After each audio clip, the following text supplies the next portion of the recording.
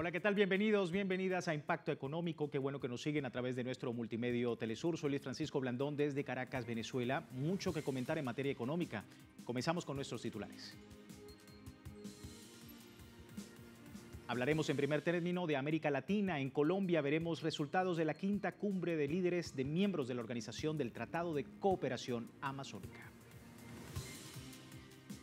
Nuestro contexto el día de hoy: México alcanza el nivel de pobreza más bajo en los últimos 40 años. Y en Economía 360, Estados Unidos reducirá temporalmente cientos de millones de dólares en subvenciones para investigaciones médicas otorgadas por los Institutos Nacionales de Salud.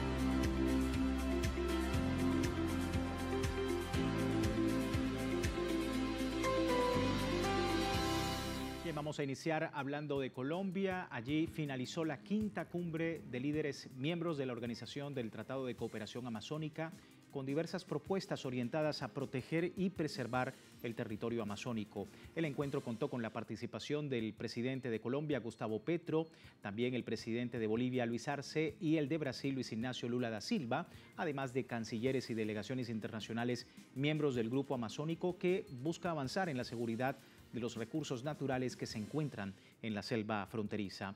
Los participantes debatieron sobre la reducción de los gases de efecto invernadero y al igual que la deforestación que atenta contra la Amazonía. Autoridades indígenas también formaron parte del encuentro con líderes para tener un objetivo de alcanzar un acuerdo de protección en zonas fronterizas. Colombia, soy absolutamente solidario con el planteamiento de las comunidades indígenas amazónicas en el sentido de que no puede haber explotación de hidrocarburos y extracción en la selva amazónica, porque si no, estamos evadiendo el problema. El presidente de Colombia, Gustavo Petro, encabezó este jueves y en Valledupar, en el departamento del Cesar, al norte del país, un nuevo acto de entrega de tierras en el marco de la reforma agraria. Más de 6.800 hectáreas fueron adjudicadas a 800 familias campesinas y víctimas del conflicto armado colombiano. Ante más de 7.000 asistentes, la Agencia Nacional de Tierras entregó los títulos de propiedad a las comunidades que por décadas esperaban esta oportunidad. El presidente Gustavo Petro señaló que el Cesar avanza hacia un cambio de modelo económico, dejando atrás la dependencia del carbón para convertirse en una despensa agrícola y agroindustrial del país.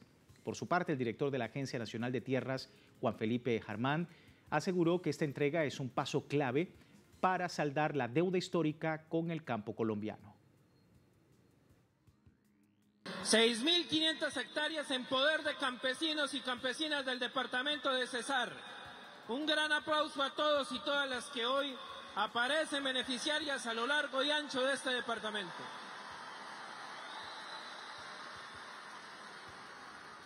Hoy el departamento del Cesar reconstruye el tejido de una economía campesina próspera, con acceso a la tierra. Tenemos retos. Tenemos un reto sustancial, señor presidente, la tierra del corredor minero que quieren entregar las grandes mineras, Prodeco y demás.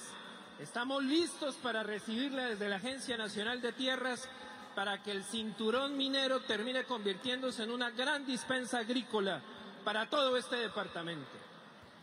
Al mismo tiempo, la caracterización y entrega de los baldíos de la ciénaga de la Zapatosa, de todos los complejos cienagosos del Cesar.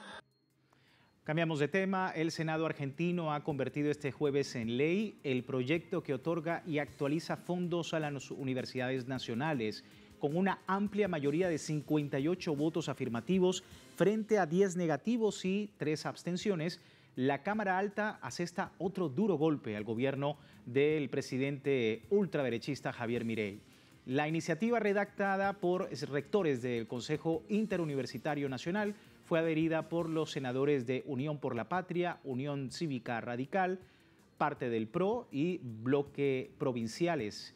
Los rechazos vinieron del grupo de libertarios oficialistas, 2 senadores del PRO, una senadora de la Unión Cívica Radical y un senador ex libertario que ahora milita en el Partido Libertad, Trabajo y Progreso.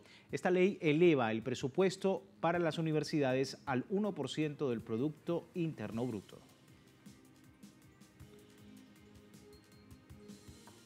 El endeudamiento crónico golpea a los uruguayos. 7 de cada 10 tienen deudas con el sistema financiero y entre ellos 1 de cada 4 no puede pagarlas.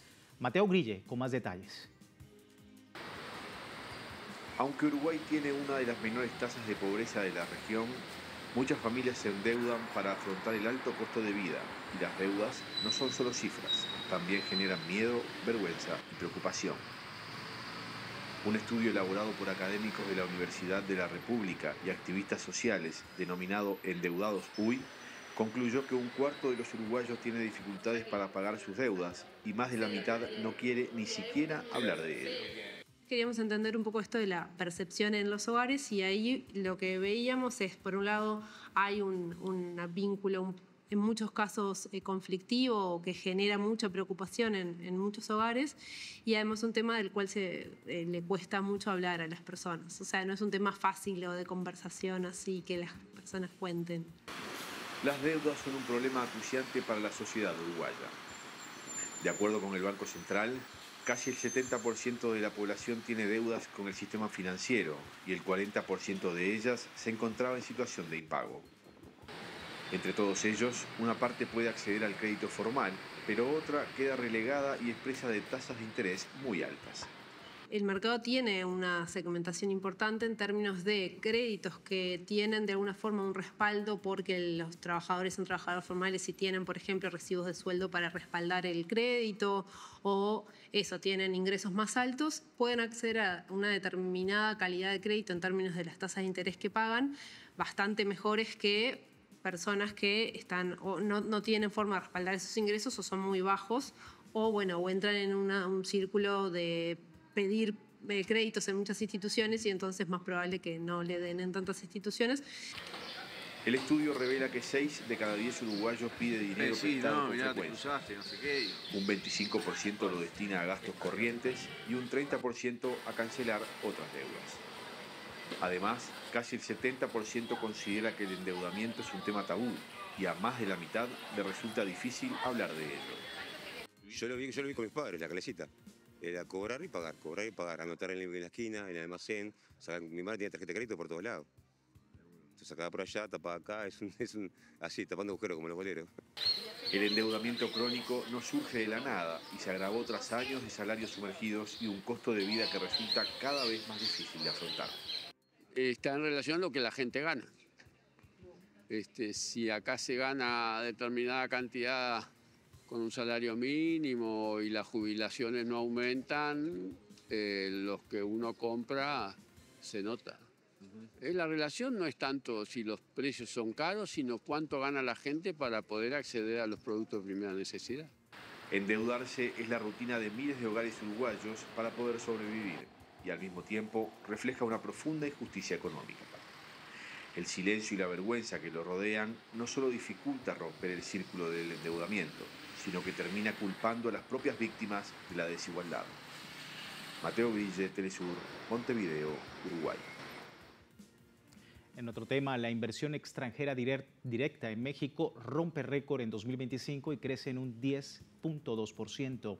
México alcanzó en el primer semestre de 2025 un récord histórico en ese renglón de inversión extranjera directa, 34.265 millones de dólares, lo que significa, lo que hemos comentado, 10,2% en comparación con el mismo periodo del año anterior. La Secretaría de Economía subrayó que este desempeño refleja la confianza de capitales internacionales en el país, incluso en un escenario global marcado por tensiones comerciales y políticas.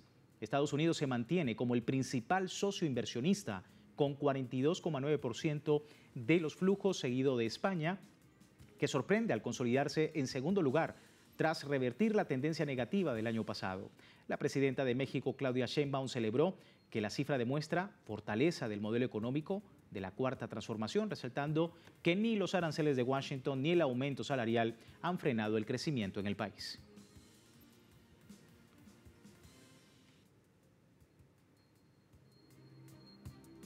Vamos con esto a una breve pausa, ya al regreso en contexto, justamente hablando de México, país que alcanza el nivel de pobreza más bajo en los últimos 40 años. A la vuelta en nuestro segmento en contexto, no se retire.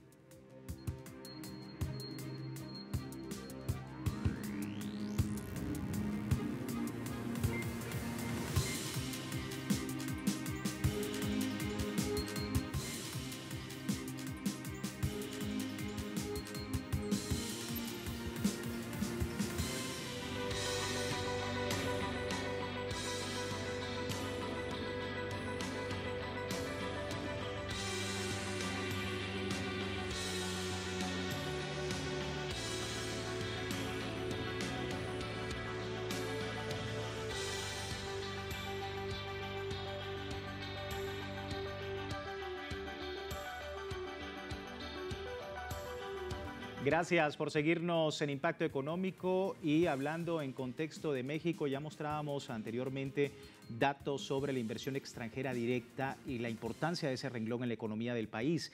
Pero gracias a las políticas laborales y sociales de la Cuarta Transformación, pues México ahora alcanza el nivel de pobreza más bajo en los últimos 40 años, según datos del Instituto Nacional de Estadística y Geografía, INEGI. Vamos a ver detalles en el siguiente material. México registró un logro histórico. 13.41 millones de personas dejaron la pobreza durante el sexenio 2018-2024. De acuerdo con el reporte de pobreza publicado hoy por el Instituto Nacional de Estadística y Geografía, INEGI, la cifra representa una disminución de la población en situación de pobreza de 41.9%. a 29.6%. Ante este anuncio, la presidenta de México celebró la noticia. Yo quiero hablarles primero de una noticia que tuvimos esta semana, que nos debe hacer sentir muy orgullosos a todas y todos los mexicanos. Anunció el Instituto Nacional de Estadística, el INEGI, que entre 2018 y 2024 salieron 13.4 millones de mexicanas y mexicanos de la pobreza. Una hazaña.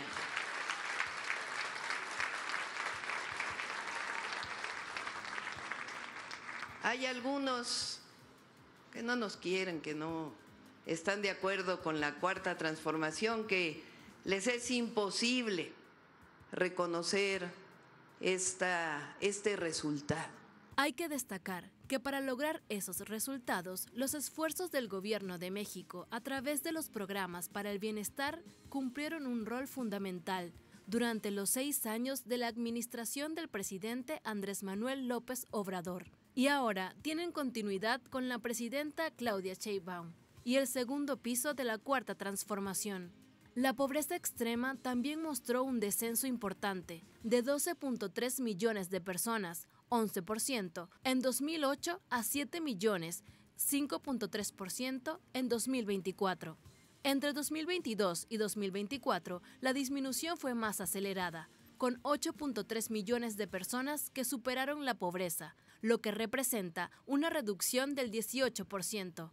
En Nuevo León, la pobreza extrema bajó un 0.5%. La medición de la pobreza confirma que los programas para el bienestar y otras políticas, como el aumento salarial, han sido un factor determinante para este avance.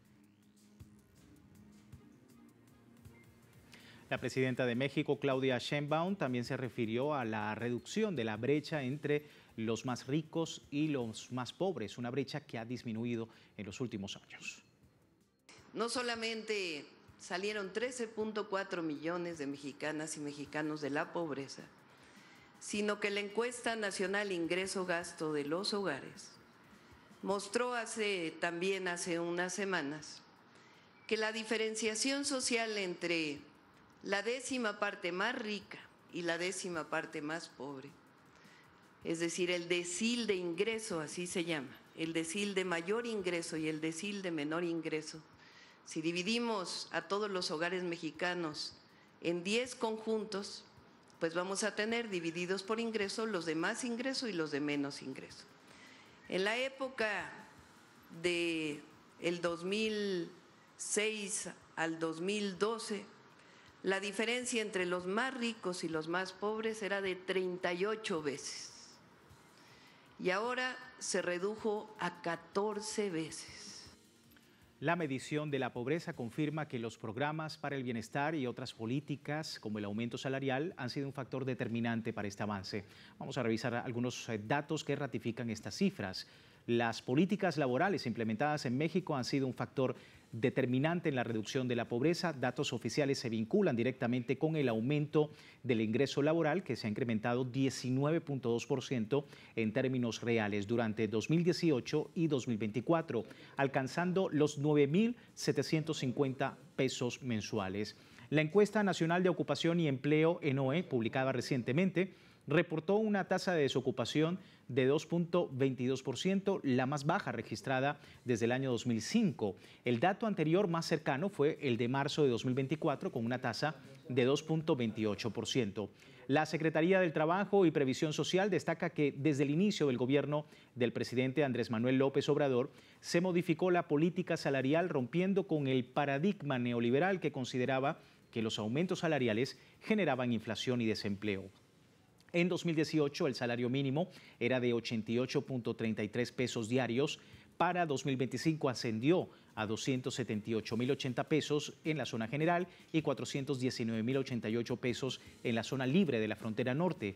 Esta evolución representa un aumento real de 134% respecto a 2018, superando el ritmo de la inflación. Es un hecho histórico que confirma que políticas laborales justas y la distribución equitativa de la riqueza son herramientas efectivas para mejorar la condición de vida de la población.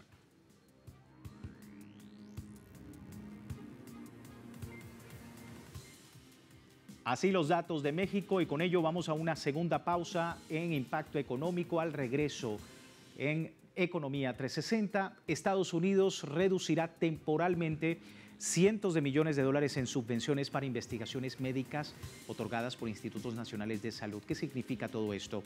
Vamos a la pausa y ya le comentamos. No se retire.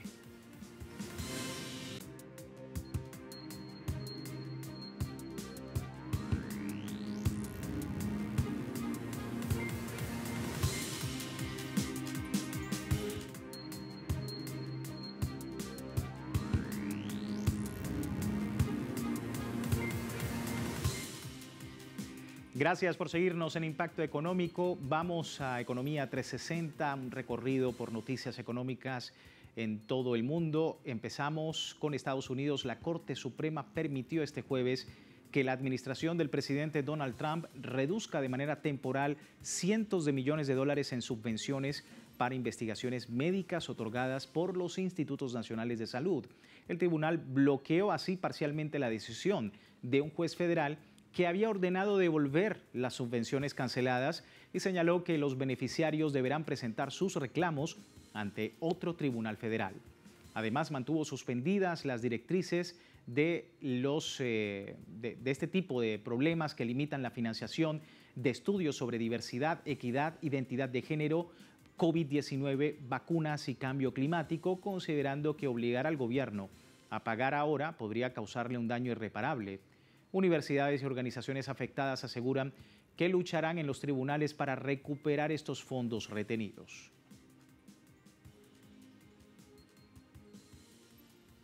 Hungría y Eslovaquia presentaron este jueves una queja formal ante la Comisión Europea y ante el tercer ataque de Ucrania contra el oleoducto Druzhba al sureste de Rusia, la principal vía de suministro de petróleo para ambos países. Los ministros de Exteriores Peter Szijjártó y Juraj Blanár advirtieron que la interrupción del flujo de crudo podría durar al menos 5 días, generando preocupación por la seguridad energética en la región. Señalaron que los ataques recientes, que ya habían detenido temporalmente el suministro en varias ocasiones, representa una amenaza directa a la estabilidad de Hungría y Eslovaquia. Funcionarios recordaron que la Unión Europea se comprometieron a proteger la infraestructura energética crítica de sus estados miembros y exigieron que se cumplan esas promesas de manera inmediata.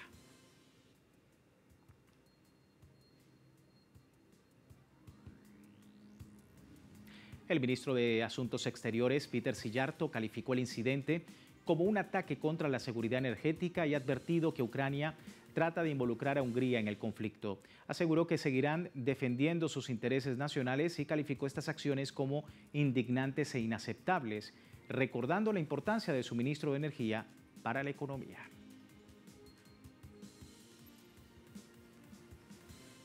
Y en una firme declaración, China rechazó las sanciones impuestas por Estados Unidos que afectan la cooperación médica internacional de Cuba y exigió el levantamiento inmediato del bloqueo económico, financiero y comercial que Washington mantiene sobre la isla. La portavoz del Ministerio de Relaciones Exteriores, Mao Ning, destacó el impacto positivo de las brigadas médico-cubanas que han enviado a aproximadamente 600.000 profesionales de la salud a más de 60 países en 6 décadas. Calificó también las acusaciones estadounidenses sobre trabajo forzoso como una excusa para ejercer presión hegemónica, diciendo que estas sanciones son una extensión del bloqueo que afecta a Cuba desde hace ya más de 60 años. La funcionaria instó a Estados Unidos a cesar estas medidas coercitivas y fomentar relaciones bilaterales constructivas, reafirmando el compromiso de China con la cooperación internacional sin injerencias externas.